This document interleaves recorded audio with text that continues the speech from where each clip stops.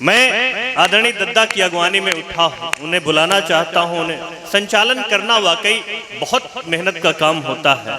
सारे कवियों को एक साथ एक माला में पिरो के रखना, सारे कवियों के उनसे उनका सर्वश्रेष्ठ काव्य पाठ करवाना, ये सिर्फ और सिर्फ एक कुशल संचालक ही कर सकता है। आदरणीय दद्दा, बहुत शानदार संचालन आपने किया। मैं आप सभी से इनके लिए तालियां मांगता हूँ। 20-20 रिंगटोन पूरे पूरे खा जाती। तुम बता रहे हो हमारे जमाने का प्रचार, मैं बता रहा हूँ आपको। 20-20 रिंगटोन पूरे पूरे खा जाती है, एक भी कॉल का जवाब नहीं देती है। देखने में सीधी सादी लगती, जमाने भर को बात करने लगूं तो भैया कह देती है, बात करने लगूं तो भैया कह देती है। और ठीक 8:30 बजे मिलती है ढाबे पर, बर्गर पिज्जा संग कोल्ड कॉफी लेती है। मरखनी भैंस से आदत उसकी मिलती है, प्यार करने की कहूँ लात मार। क्या दर्द! तो ये हमारे जमाने की प्रेमिकाओं के नखरे हुआ करते थे पार्टी रंग। क्या ठीक है, तकलीफ लात पड़ती थी। छोटे छोटे 3-4 छक्के में लगा देता हूँ। स्वागत स्वागत स्वागत। छोटे छोटे हैं लेकिन 3-4 छक्के मेरा लगाने का मन है। मैं लगा करके अपना काव्य पाठ समाप्त करता हूँ। स्वागत। असल में क्या है कि आदमी मुसीबतें खुद मोल लेता है, मेरा अपना ये मानना है। अगर आप तैयारी रखेंगे तो मुसीबत आपके पास नहीं आएंगी। मैं 1-2 हजलनुमा बात कहता हूँ। स्वागत स्वागत दादा। सर इनको महसूस करने की जरूरत है हास्य के धरातल पर, लेकिन आप उनको महसूस कर सकते हैं। हाँ। आदमी खुद मुसीबतें मोल लेता है, ये मेरा मानना है। बस आप ये समझ करके सुनना। स्वागत है दद्दू। मैंने जिंदगी का कोई युद्ध खुद लड़ाई नहीं। आहा। मैंने अपनी जिंदगी का कोई युद्ध खुद लड़ा ही नहीं, इसलिए सफलताओं का कीर्तिमान मैंने गढ़ा ही नहीं। वाह! मैंने जिंदगी का मेरी सारे काम ईश्वर के अधीन है। हाँ। और मैं हंसाने का कार्य भी ईश्वर के आदेश से करता हूँ, क्योंकि भगवान श्री कृष्ण गीता में अर्जुन से कहते हैं कि हे अर्जुन, जो लोग हंसते हैं कभी स्वर्ग नहीं जाते। जो लोग हंसते हैं कभी स्वर्ग नहीं जाते, बल्कि वो जहां भी होते हैं वहां स्वर्ग बना लेते हैं। वो जहां भी होते हैं वहां स्वर्ग बना लेते हैं। तो मेरी कोशिश है कि मैं माहौल को आनंद में रखूं, क्योंकि हंसाने का काम ईश्वर का होता है या उसके किसी प्रतिनिधि का होता है। ईश्वर की विशेष कृपा है, तब कहीं चंद क्षण आपके अधरों पर मुस्कुराहट के मैं देख पाता हूँ। मैं संबंधों के आंगन में इतना दिल से दिल की दूरी है, और इस पेट की खातिर पग पग लड़ना हम सब की मजबूरी है। रोना धोना छोड़ साथिया, मुस्कानों के गांव चले, जीना है तो सच कहता हूँ हंसना बहुत जरूरी। बहुत अच्छे, वाह वाह। जीना है तो सच कहता हूँ हंसना बहुत जरूरी है, लेकिन हंसने का सौभाग्य सर हर किसी को मिलता नहीं है। जिनको सौभाग्यशाली नहीं थे वो चले गए। कुछ सरफिरों का यहाँ फूटा नसीब है, कुछ सरफिरों का यहाँ फूटा नसीब है। चेहरे पर मुस्कान नहीं तो समझ लो गरीब है। वाह वाह। चेहरे पर मुस्कान नहीं तो समझ लो गरीब है। हंसने हंसाने पर कैसी बंदिश है, अरे हंसता तो वो है जो प्रभु के करीब है। हंसता तो वो है, हंसता तो वो है, हंसता तो वो है जो प्रभु के करीब है। वाह सर, मेरा मानना नहीं, आपका खुद का भी जीवन का अनुभव रहा होगा। बिल्कुल बिल्कुल। कि बिना ईश्वर की कृपा के एक क्षण भी आपको हंसी और मुस्कुराहट का मिल नहीं सकता।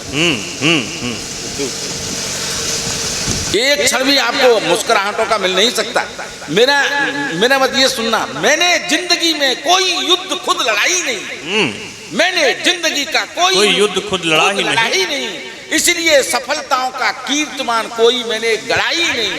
ठहरने नहीं देती बुलंदी ज्यादा देर तक। सर, आप लंबे समय तक गन्ना संस्थान के अधिकारी नहीं रह सकते। ठहरने नहीं देगी बुलंदी ज्यादा देर तक, यही सोचकर मैं उस पर चढ़ाई नहीं। ठहरने नहीं देगी, ठहरने नहीं देगी, क्या जबरदस्त आत्मविश्वास। ठहरने नहीं देगी बुलंदी ज्यादा देर तक, ठहरने नहीं देगी बुलंदी ज्यादा देर तक। इसलिए मैं जानबूझकर उस पर चढ़ाई नहीं। ये अनपढ़ गंवार लड़कियां आएंगी अपने प्रेम पत्र मुझसे ही लिखवाने। ये अनपढ़ गंवार लड़कियां आएंगी अपने प्रेम पत्र मुझसे ही लिखवाने। यही सोचकर मैं बचपन से पढ़ाई नहीं। यही सोचकर अब लिखवा लो, कैसे लिखवा लूंगी? मैंने समस्या ही खत्म कर दी सर। यही सोचकर मैं बचपन से, यही सोचकर मैं बचपन से पढ़ाई नहीं। सर इन पंक्तियों का अगर पहुंच सको तो पहुंच जाना। मैं व्यंजना की उन शक्ति का आपको एहसास करा देना चाहता हूं। फोड़ न दे धार्मिक होने का ठीकरा लोग मेरे सर। फोड़ न दे धार्मिक होने का ठीकरा लोग मेरे सर। इसलिए किसी मंदिर मस्जिद या गुरुद्वारे के सामने हुआ खड़ा। सर आज कितनी विसंगतियां इस देश में पैदा हो गई। फोड़ न दे धार्मिक होने का ठीकरा लोग मेरे सर। इसलिए किसी मंदिर मस्जिद या गुरुद्वारे के सामने हुआ खड़ाई नहीं। और इसका मक्ता देखना नजर भाई, इरशाद, लाठी डंडे बेंत छड़ियां मैंने सबके सब चला दिए। लाठी डंडे बेंत छड़ियां मैंने सबके सब जला दिए। इसलिए पिताजी का आज तक लठ पड़ा ही नहीं। मतलब मैंने वो कारण ही पैदा नहीं होने दिए जीवन में जो मुझे कष्ट पहुंचा सकते हैं। मेरे कहने का मतलब ये है, आदमी हमेशा ये शिक्षा ले ले कि उन कारणों को खत्म कर दे जो कारण उसके जीवन के लिए, अब उसके जीवन के दुखों का कारण बन सकते हैं। ये मेरा अपना तर्क है जो मैंने आप तक छोटी सी इस गजल के माध्यम से, इसमें और कई शेर हैं मैंने उनको नहीं सुनाना चाहता। और एक सुनिएगा, एक छोटा सा इसी तरह का। स्वागत। ये एक दो बुजुर्ग से दिखने वाले लोग यहाँ बैठे हुए हैं। बुजुर्ग से दिखने वाले? वाह। बुजुर्ग है नहीं, मैं किसी को बुजुर्ग कहता ही नहीं क्योंकि मन कभी बूढ़ा नहीं। अच्छा, जो आप मंच पे तो दूसरे को बुजुर्ग काहे कहे? बुजुर्ग से दिख रहे हैं, ये है नहीं। कुछ लोग दिखते हैं, कुछ लोग बड़े दिखते हैं, होते नहीं। कुछ लोग होते हैं, दिखते नहीं। वाह। आप बड़े बने रहिए, दिखिए मत। क्योंकि आप हैं बड़े आदमी। आप हैं बड़े आदमी। संतोष सुनो, आप हैं बड़े आदमी। आप हैं बड़े आदमी। हाँ। टीवी बहुत पड़ी होंगी। हाँ। कंप्यूटर बहुत पड़े होंगे। आप हैं बड़े आदमी। टीवी बहुत पड़ी होंगी, कंप्यूटर बहुत पड़े होंगे। हाँ। कपड़े बहुत पड़े होंगे। हाँ। बिस्तर बहुत पड़े होंगे। आप हैं बड़े आदमी। टीवी बहुत पड़ी होंगी, कंप्यूटर बहुत पड़े होंगे। शर्टें बहुत पड़ी होंगी, कपड़े बहुत पड़े होंगे।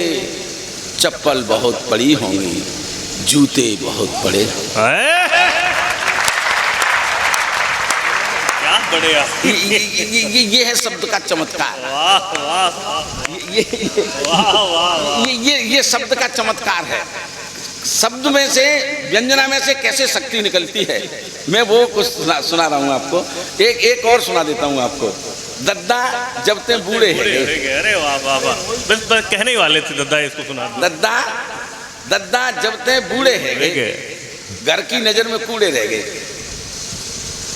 दद्दा जब ते बूढ़े है गए, घर की नजर में कूड़े रह गए। और ठाका रोकना मत। दद्दा जब ते बूढ़े है गए, घर की नजर में कूड़े रह गए। 32 को अतो पतो नहीं, मुंह में सिर्फ मसूड़े रह गए। 32 को अतो पतो नहीं, 32 को अतो पतो नहीं, मुंह में सिर्फ मसूड़े रह गए। और क्या दुर्गति होती है सर। शादी के समय जो महिला सजती है, संवरती है हमारे लिए, और जैसे जैसे बुढ़ापा आता चला जाता है तो उसकी नज़र में भी हमारी क्या हैसियत रह जाती है, उस एहसास को जीने की कोशिश करना। दद्दा जब ते बूढ़े है गए, घर की नज़र में बूढ़े रह गए, बत्तीसी को तो पतो नहीं, मुंह में सिर्फ मसूड़े रह गए। वो दो दो चुटियन की दीवानी, वो दो चुटियन की दीवानी, दो चुटियन की दीवानी। हाँ। अब उनके सिर पे उनके सिर पे जूड़े रह गए। वाह। अब उनके सिर पे जूड़े रह, बस जूड़े रह गए। दद्दा जबते बूढ़े है गए, दद्दा जबते बूढ़े है गए। हाथन भर भर चुड़ियां पहनी, हाथन भर भर चुड़ियां पहनी। अब उन हाथन में चूड़े रह गए। वाह वाह। उन हाथन में एक चुड़ी पहन लेती है बस। अब सच समझ के ना दिखावती। क्या बात, क्या अब उन हाथन में चूड़े रह गए। दद्दा जबते अब बूढ़े है गए। दद्दा जबते, बाबूजी आप ऐसा लग रहा है कि डोकरी ऐसा ही करते तुम्हारी संग, है ना। दद्दा पहले हाथन भर भर चुड़ियां पहनी, अब उन हाथन में चूड़े रह गए। दद्दा जबते बूढ़े है गए। और जिस बात को कहने के लिए मैंने ये पूरा उपक्रम किया है उसमें कई चीजें, लेकिन एक महत्वपूर्ण बात मैं आपको बताना चाहता हूं कि अब नेता राजनीति ते गायब। अब नेता राजनीति ते गायब। अब नेता राजनीति में गायब। अब तो यार जमूड़े रह गए। बहुत अच्छे, वाह। अब नेता राजनीति में गायब, अब तो यार जमूरे रह गए।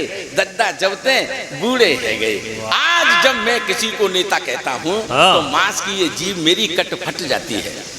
आज जब मैं, पातीराम जी इस छंद को सुनना, आज जब मैं किसी को नेता कहता हूँ, मुझे दिखता ही नहीं कोई नेता। नेता होता था, आगे चलता था, भीड़ उसके पीछे चलती थी, चल पड़े कोट पग उसी ओर। और अब भीड़ जिधर चल देती है नेता पीछे पीछे। क्या बात, क्या बात, क्या बात।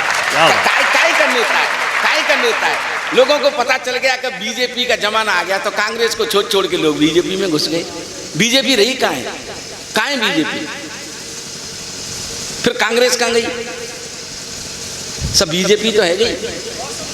बहुत अच्छा। आज जब मैं किसी को नेता कहता हूं तो मांस की ये जीभ मेरी कट फट जाती है। चरित्र कांग्रेस का खराब नहीं हुआ, चरित्र बीजेपी का खराब हुआ है। बिल्कुल मेरी बात कहने की, मेरी व्यंजना तक पहुंच जाना। चरित्र अगर बीजेपी का वही होता तो देश का ये हालात नहीं होता। क्या बात, क्या बात। आपने वो सारे चोर कांग्रेस के अपने यहाँ भर्ती कर लिए और कह रहे हो कि हम साह बन गए, चतुर हैं हम। बिल्कुल गलत बात है। मेरे कहने का ढंग दूसरा होता है, लेकिन मैं बात आप तक पहुंचाना चाहता हूं, इसलिए इस छंद को जरूर सुने। आज जब मैं किसी को नेता कहता हूं तो मांस की ये जीभ मेरी कट फट जाती है। आज जब मैं किसी को नेता कहता हूं, आज जब मैं किसी को नेता कहता हूं तो मांस की ये जीभ मेरी कट फट जाती है।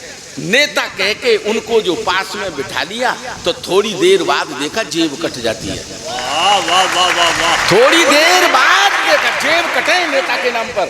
आज जब मैं किसी को नेता कहता हूं तो मांस की ये जीभ मेरी कट फट जाती है। नेता कह के उनको जो पास में बिठा लिया तो थोड़ी देर बाद देखा जेब कट जाती है। पहले चरित्र ईमान की खुशबू आया करती थी, पहले चरित्र ईमान की खुशबू आया करती थी, अब दुष्ट दुष्ट की ही रट लग जाती है। वाह वाह। अब दुष्ट दुष्ट की ही रट लग जाती है और नेता शब्द केवल सुभाष को सुशोभित होता, औरों के साथ इसकी मिट्टी छट जाती है।